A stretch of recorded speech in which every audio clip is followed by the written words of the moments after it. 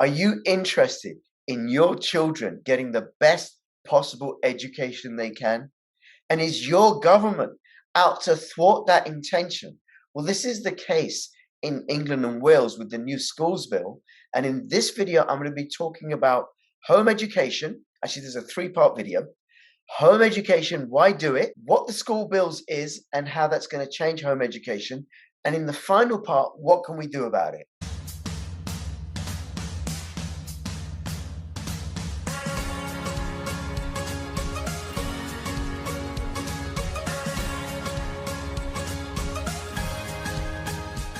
Meet NordPass. It creates strong passwords for you, keeps them safely locked in a single place, and automatically logs you into all of your favorite online accounts. And you can access it all on all of your devices, even when you're offline. That's NordPass. Ready to hop in the 6-4 and cruise around the blocks? There's a storm coming to the underworld and the heat is on. Take over the blocks and call the shots. It's time to hustle or get hustled. What's it gonna be? Stay sharp. It's a dog-eat-dog world out there. Don't let them catch you slipping. Only real gangsters thrive in the dope wars world. Hi everybody, this is Crypto Rich, working with you to get rich with crypto, filling our pockets with crypto profits. I was just thinking what I was going to say next. I have a very, very special guest with me who's not from the world of crypto, but he is from the world of law. And he runs a Telegram group, Home Education England. I'll have a link to that in the description below. If you want to find out about home education, if you're already home educating and you want more information, it's just a really, really great resource. Plus, I'm also there, but really all I ever talk about in that group is, if I ever do it, say anything, is about home education. Hey, Robert, thank you so much for making yourself available. My pleasure to be here. Thank you. Yes, thank you. It's taken us some time to arrange this because you run this group. And what we're going to do is you're going to, in this short video, which is going to be on YouTube, the whole series is not going to be on YouTube because it's far too controversial for YouTube. And YouTube is a little bit touchy and sensitive and doesn't like conversations that go against the mainstream narrative. And I was going to use a three-letter word beginning with W, ending with F, but I replaced it with mainstream.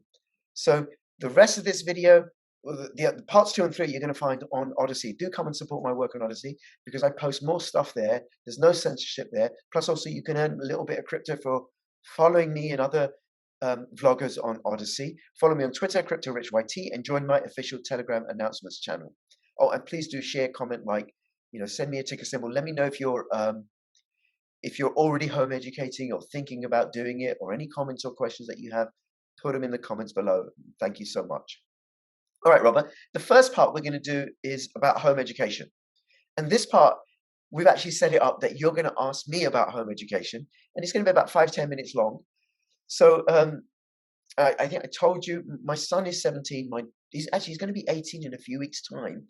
My daughter is going to be 15 in October.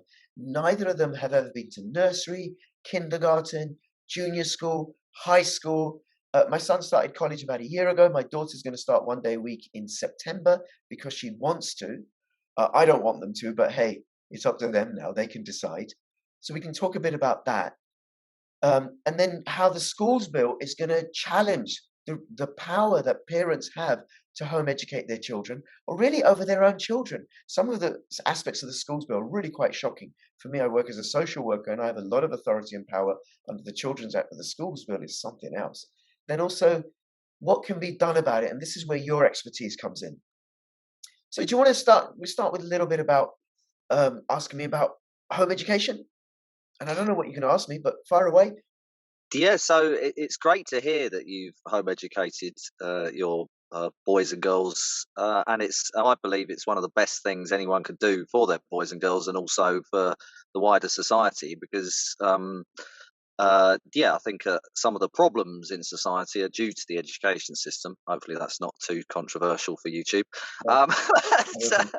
But yeah, so I mean, how have you found that?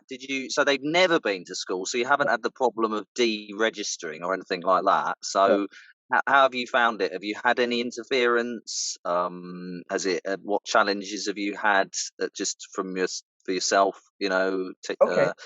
Yeah. I'll answer that in a second, but I think I just want to say something very general about home education, right? So why I started so anybody who's new to this subject, or looking at doing it, why I started home educating is because I wanted my children to have education. One of the things that I discovered when I was looking at the history of schooling, actually from my own personal experience, because I'm in Pakistan, I was born in Pakistan, and I knew that British Empire wasn't an exercise in philanthropy. The British didn't bring schools to British India in order to have an educated populace to lord it over. No, they used schools for what they were designed for, in order to train people in conformity, obedience, and compliance. And in the situation in India, more specifically, to train Indian children in this: we are your lords and masters. Listen to us, not your parents. Follow our gods, not your gods. That's what schooling was set up for, in order to train children to obey state authorities and whatever the state wanted to inculcate them. It's not designed to educate. And people can look up John Taylor Gatto and John Holt and education otherwise, and there's loads and loads of resources, and start examining it. So I home educated because I wanted my children to have an education, and I wanted them to be happy. And because without, what is the point of life without happiness? And I'm proud to say my children have had a deliriously happy childhood. And how I know is because I am envious of the childhood they've had. I am really envious. We followed a philosophy called unschooling, which is essentially that they've just played and played and played and played. And as they've got older, their play has developed commensurate with their age. So my son, he's already run 4 or 5 businesses as a kid, but for him, it was just play, a development of monopoly, which was how he learned mathematics. And being around me and listening to me, because I do a lot of politics stuff and crypto stuff, he bought Bitcoin when he was 11. Not a lot, but enough for an 11-year-old. He's doing very, very well. Seems to me there's a lot of adults that need home education. I've had to educate myself, because I did really well at school and I enjoyed school, and I went to university and I got a first-class degree, and I had a great time at school. So it wasn't a reaction to schooling, like I was upset. No, I messed about. I had a great time. So but oh my God, I had to re-educate myself, and I think that's the hardest thing for parents to get their heads around. Yeah.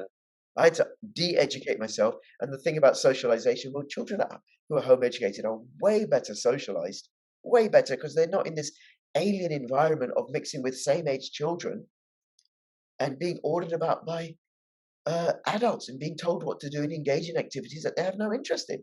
My children they just play. Everybody's a resource for them, regardless of age. They just play and play and play and play. I'd have to warn my son, look, my mate's coming round to see me, not to play with you, but to see me. And he would say, no, Abu, he's coming to see me and I'm going to ask him to play. And he would. He does. Will you play with me? Go away, I'd say to him. Yeah, I mean, some home educated boys and girls that I've met are more mature than many adults I know. So yeah, and it seems to me that even if you pay for an education, even if you were to go to a place called Malvern College, which costs £40,000 a year, you still come out a cog in the system. You're just a bigger cog. You don't know how to start a fire. You don't know how to wild food forage. You don't know how to do lots of different things that we need to be able to do in life. Yeah, absolutely. I mean, my son, he's in college because he wants to. At a childhood, what did he do? He did gymnastics till he was about 10 or something. And then after a year of pestering us, he started doing ballet because his younger sister was doing ballet. He did ballet till he was 14. He said, if I was in school, I wouldn't be doing ballet because I'd have got teased. Really enjoyed the ballet. He moved on to other stuff, skateboarding, ice skating, hanging out with his mates, forest school. We'd say to him, look, there's a maths tuition starting up. Do you want to go? You're all right. There's an English class starting up. Do you want to go? You're all right. And then one day he said it to us, he wanted to learn Mandarin. And we're like, why? Where'd you get that idea from? He goes, China's going to be a growing economic power. More people speak Mandarin than any other language. I think it'd be useful. This was when he was 12. So we found a native language Mandarin tutor in our little town. And he went for 5 years learning Mandarin because he wanted to. And then when he was about 15, he said, I want to go to college. I said, you don't have to go. His mum wanted him to go. I said, no, you don't have to go. I don't want you to go. You don't have to go. I want to go. No, you don't have to go. You don't have to go. I want to go. And then I said to him, right, if you want to go, you better study because we're paying for your exams. And then he did nothing. He did nothing until 2 months before his finals. He knuckled down, passed 5 GCSEs in 2 months of studies. And why he did 5? Because that was the minimum that he needed. So that's how that worked out. Yeah, and I mean, what a different world we'd be living in if more people were home educated instead of being indoctrinated into these systems. And it's not the brightest and best that do well, is it? It's the most programmable ones, and then they're rewarded and told they're the clever ones, and then they're compartmentalized, and we end up in the situation we find ourselves today. Absolutely, absolutely. And when I first came across it, I did a lot of looking into it. It didn't make sense to me. You know, my brother's a professor, my mum was a university lecturer, my grandfather was a professor, my sister's got 2 degrees. We're a very educated family. So what is this home education and what is this unschooling? You just play? That's it? That doesn't make sense to me. So then I started exploring it, came across John Taylor Gatto. I'm going to link to an article below, the 7 Lesson School Teacher. John Taylor Gatto won New York State Teacher of the Year. He won New York City Teacher of the Year 3 times. And he was a passionate advocate for alternative forms of education, including home education. He's passed away. He wrote this essay. It was actually a speech that he gave, an acceptance speech, the 7 Lesson School Teacher. He goes, I don't educate, I teach school, which is different. I teach compliance. I make children dependent upon me. I limit their thinking. I teach them stuff that they don't need to know, like 1066 and all the kings and queens of England. My son knows real economics. He knows fractional reserve banking. He's got a good passive income from crypto. He takes his he's studying economics A level. He takes his economics teacher to task.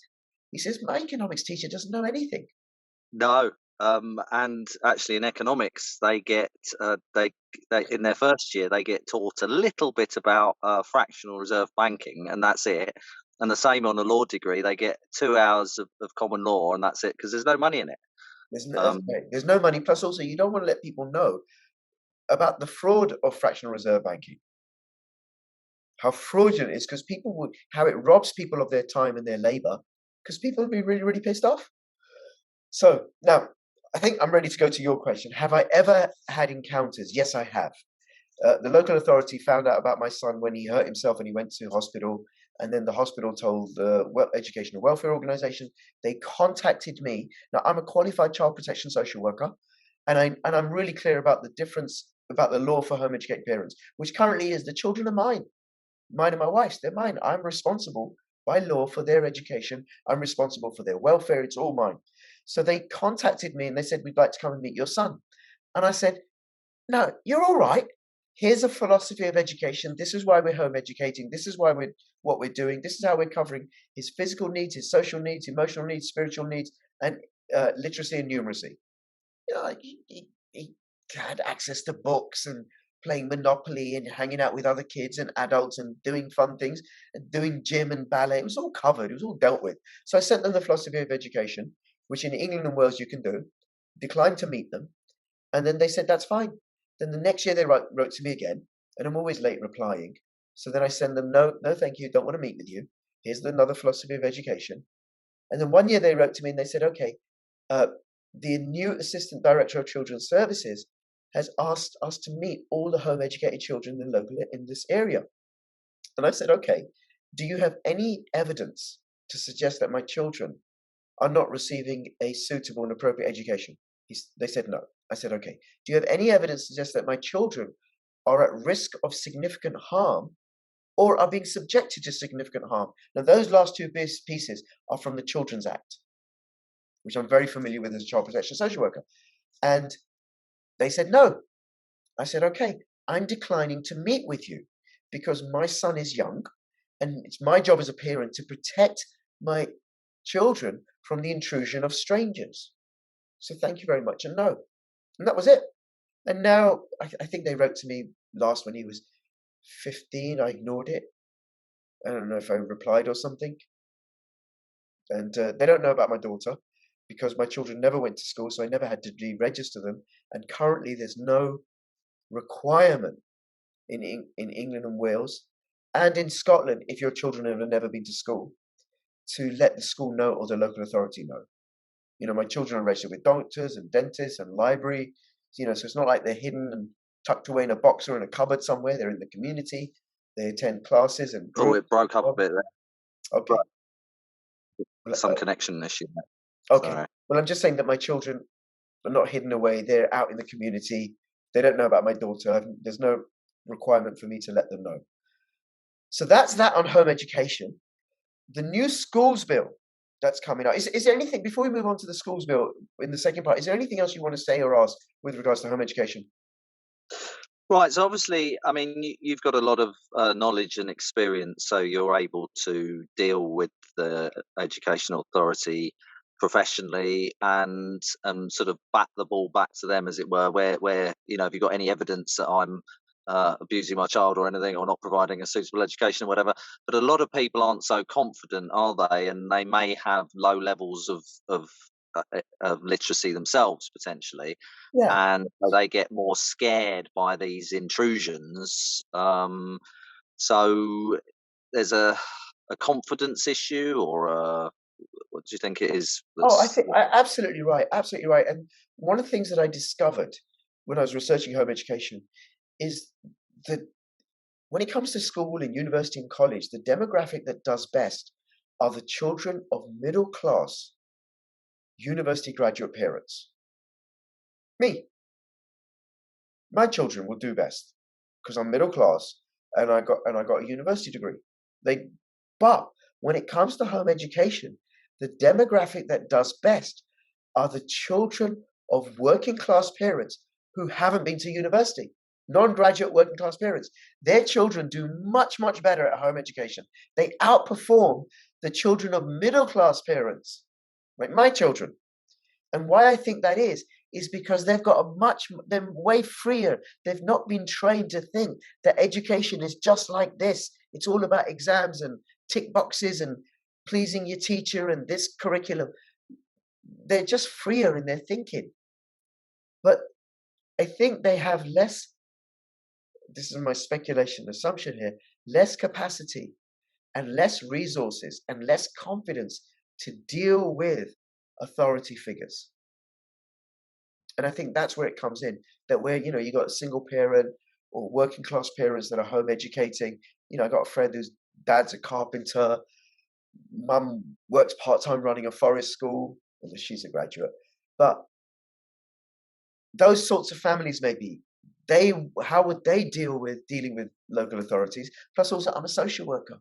I'm an agent of the state. I'm very familiar with local authority law. Plus also as a social worker, I'm really conscious of not to overstep the mark because I have a lot of power as a social worker and I have no interest in abusing that power. So I think they find it challenging, which is why I think your Telegram group and the service that you provide is so useful. Plus also I'll have some other links like eduyourself.org and Education Otherwise. And whichever country you're in, like in Ireland or Scotland, in Scotland there's Schoolhouse, and there's other organizations in Northern Ireland. In Ireland, home education is protected by the Constitution. And there's all sorts of different rules according to the different states in the United States. So you can check that out yourself. So, well, interestingly, unless they've changed it recently, home education is illegal in Germany. And I think they tried to make it or have made it illegal in France and probably other European countries. So we must rejoice and be grateful that we live in a place where it is still legal to home educate. Absolutely. Well, in England and Wales, it's very, very easy currently. It's really easy. No curriculum required. Don't need to set a timetable.